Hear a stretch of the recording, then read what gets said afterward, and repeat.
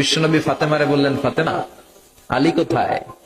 ফাতেমা বলল, আপনার জামাই আলী আমার সাথে ঝগড়া করে বাইরে গেছে। বিশ্বনবীর চেহারাটা আগুনের গোলার মতো লাল হয়ে গেল। বিশ্বনবী ডেকে বললেন, ফাতেমা, তুমি বিশ্বনবীর মেয়ে হতে পারো, কিন্তু আলী তোমার স্বামী। আলী যদি তোমার উপর নাখোশ থাকে, জান্নাতের দরজা তোমার জন্য খুলবে না। কোথায় গেছে আলী, কোথায়? বললেন যে মসজিদে নববীতে গেছে। বিশ্বনবী যে দেখলেন বালির উপরে আলী শুয়ে আছে। বিশ্বনবী মজা করে ডাক দিলেন, ইয়া আবা তোরাব। তোরাব অর্থ বালি, তোরাব মানে কি?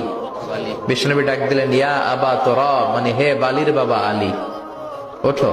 এখন আলী ওঠে না, রাগ করে আসছে।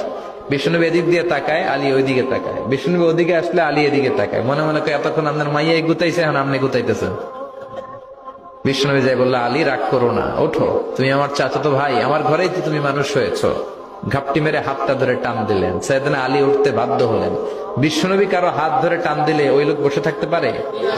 উঠে গেলেন, ঘরে নিয়ে আসলেন। নিয়ে এসে বিশ্বনবী খাটের মাঝখানে শুইলেন। ডান দিকে শোয়ালেন আলীকে, বাম দিকে শোয়ালেন ফাতেমাকে। এবার মেয়ের জামাইকে আর মেয়েকে বুঝাতে লাগলেন, নসিহত করতে লাগলেন, গল্প শোনাতে লাগলেন। কি রোমান্টিক শ্বশুর!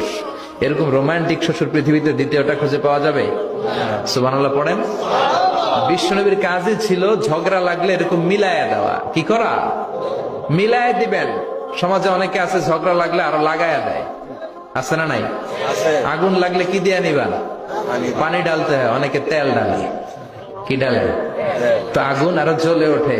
বিশ্বনবী বললেন, না, খবরদার, ইসলাহু যাতিল বাইন, মিলায় দিবেন। স্বামী স্ত্রীর ঝগড়া মিলায় দেন, ভাইয়ে ভাই কোপাকুপি মিলায় দেন, এলাকায় এলাকায় গ্রামে গ্রামে মারামারি না লাগায়া মিলায় দেন। জান্নাতে আপনার ঘরটারে বড় করে দিবে কে? আল্লাহ। বিশ্বনবীর কাজ ছিল মিলায়া দেয়া। বিশ্বনবী মক্কা থেকে মদিনায় হিজরতের আগে মদিনায় 2টা গোত্র ছিল। এই গোত্রের মধ্যে 120 বছর ধরে মারামারি। কয় বছর? 20। কেউ এই মারামারিটা বন্ধ করতে পারে না। গোত্র 2টার নাম হচ্ছে আউস আর খাজরাজ। আউস খাজরাজের মারামারি। বাবা মরে যাওয়ার সময় ছেলেরা ওসিয়ত করা যায়, নসিহত করা যায়, বাবারে আমারে কোপাইছে, তুইও কোপাবি। ওই ভোলা আবার নাতিরে কয়, আমারে মারছে, তুইও মারবি। তো বংশ পরিক্রমায় মারামারি চলতেই থাকে, কেউ আর থামাইতে পারে না। বিশ্বনবী মক্কা থেকে মদিনায় হিজরত করতে এসে মদিনায় বাসাবাড়ি করে 7 দিনের মাথায় 120 বছরের মারামারি থামায় দিলেন। কি নবী ছিল! মিলায় দিতেন। ফাসলিহু বাইনা আখাওয়াইকুম, ভাইয়ে ভাইয়ে মারামারি লাগলে মিলায় দাও। স্বামী স্ত্রীর ঝগড়া হলে মিলায়ে দিবেন। এজন্য মায়েরা, বোনেরা, বিশ্বনবী বলেছেন, তাকফুরনাল আশিরা, মেয়েদের সবচেয়ে বড় একটা সমস্যা হচ্ছে স্বামীর নাশুকরি করে। স্বামী দিতে পারলে ভালো, দিতে না পারলে তুমি আমার জীবনে কিচ্ছু দাও নাই। এরকম আছে না নাই? স্বামী আর স্ত্রী বানায় যেজন মিস্ত্রি, সে বড় আজব কারিগর। ঠিক কিনা? এই জন্য এই সম্পর্কটা সাইয়েদনা আদম আর হাওয়া থেকে শুরু হয়েছে। কিয়ামত পর্যন্ত স্বামী আর স্ত্রীর এই সম্পর্কের মাধ্যমে গোটা বিশ্বটারে জারি রেখে দিয়েছে কে? তো এই জন্য নারীদের জন্য জান্নাতে যাওয়া সহজ, তারা যদি কিছু প্রসিডিউর মেনটেন করে। বিশ্বনবী বললেন, কোন নারী যদি 4টা কাজ করে, ওই নারীর জন্য 8টা জান্নাতের দরজা খুলে দিবে কে?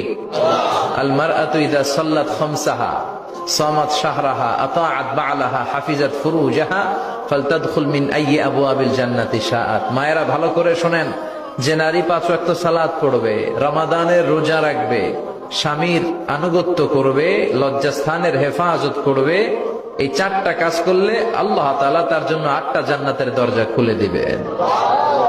এজন্য বিশ্বনবীও কালেকশন করতেন। তো বিশ্বনবী বললেন, মহিলারা বেশি বেশি দান করো।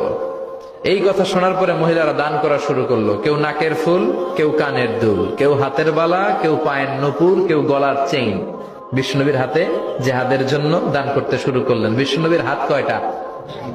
একটা বলে 2টা। তো 2 হাতে বিশ্বনবী আর কয়টা নিবেন? আর নিতে পারে না। বেলালরে বললেন, বেলাল তোমার চাদরটা নিয়ে আস। বেলাল এরকম চাদর নিয়ে ধরলেন। বিশ্বনবী কালেকশনের ওয়াজ শুরু করলেন, আর বেলাল কালেকশনের সব